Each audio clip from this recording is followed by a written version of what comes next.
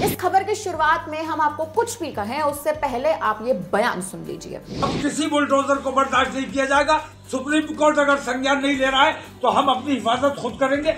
हमें कानूनी अधिकार है, अगर हमारे ऊपर कोई हमलावर होता है तो हम उसको जान से मार दें, यह हमें कानूनी अधिकार है। अगर हम पर बुलडोजर चला तो हम अपनी हिफाजत खुद करेंगे। ये बयान है मौलाना तौकीर रजा खान का। हल्द्वानी में हुई हिंसा के बाद मुस्लिम पक्ष ऐसे भड़का हुआ है कि लगातार विवादित बयान दिए जा रहा है। मौलाना साहब का कहना है कि अगर सुप्रीम कोर्ट संज्ञान नहीं ले रहा है तो हम अपनी हिफाजत खुद करेंगे। उनका कहना है कि हमें कानून ने अधिकार दिया है कि अगर हम पर कोई हमला होता है तो हम उसे जान से मार देंगे। मौलाना तौकीर के इस बयान के बाद हिंसा भभक उठी है। उनके इस बयान के बाद देश में नफरत का माहौल बन चुका है।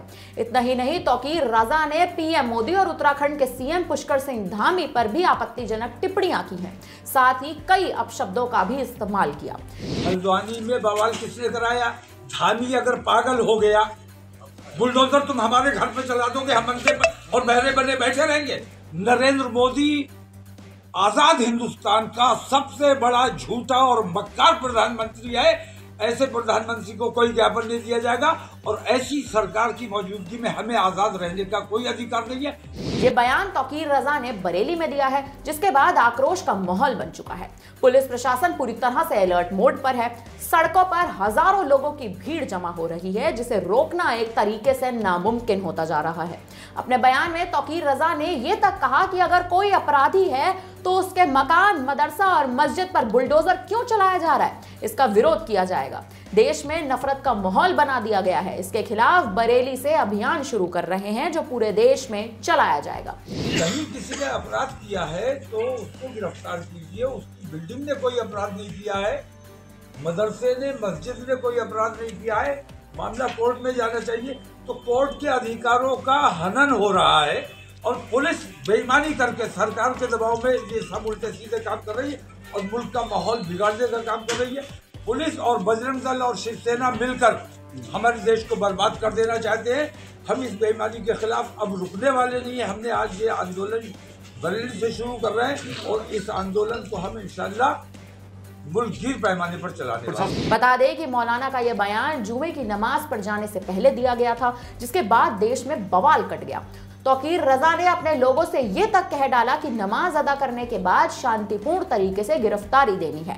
हमें कोई भी ऐसा काम नहीं करना जिससे गलत संदेश जाए। मौलाना तौकीर ने प्रदर्शन या विरोध को संवैधानिक दायरे में रहकर करने की अपील की थी। बरेली में आईएमसी प्रमुख के प्रदर्शन को देखते हुए पुलिस प्रशासन हाई अलर्ट पर आ चुकी है। सुरक्षा के पुख्ता इंतजाम किए गए हैं। उत्तर प्रदेश से लेकर उत्तराखंड तक हाई अलर्ट कर दिया गया है। 1000 से ज्यादा पुलिस कर्मियों को इस्लामिया मैदान में तैनात कर दिया गया है। गौरतलब है कि यह सब ऐसे वक्त में हो रहा है जब अतिक्रमण हटाओ अभियान के तहत उत्तराखंड के हल्द्वानी में भड़की हिंसा के बाद से माहौल गरमाया हुआ है और माहौल बिगाड़ने की साजिश रची जा रही है। दरअसल उत्तराखंड के नैनीताल जिले के हल्द्वानी शहर में मदरसे पर बुलडोजर एक्शन को लेकर भड़की हिंसा में अब तक 6 लोगों की मौत हो चुकी है और लगभग 300 से ज्यादा लोग घायल हो गए हैं, जिसमें 100 से ज्यादा पुलिसकर्मी शामिल हैं। इस मामले के बाद से ही मुस्लिम पक्ष भड़का हुआ है। विरोध प्रदर्शन अपने चरम पर है और इसी विरोध प्रदर्शन के बीच में ये मौलाना साहब ने यानी मौलाना तौकीर का ये बयान बेहद भड़काऊ बताया जा रहा है, जो अब खूब सुर्खियों में बना हुआ है। फिलहाल अब इस खबर पर और जिस तरह से मौलाना साहब ने ये बयान दिया है, जिस तरह से अब मुस्लिम पक्ष भड़का हुआ है और लोग सड़कों पे उतरकर प्रदर्शन कर रहे हैं, इस पर अब आप क्या कहेंगे? हमें कमेंट करके अपनी राय जरूर दीजिएगा। धन्यवाद। वीके न्यूज उत्तर प्रदेश उत्तराखंड, सच का सारथी।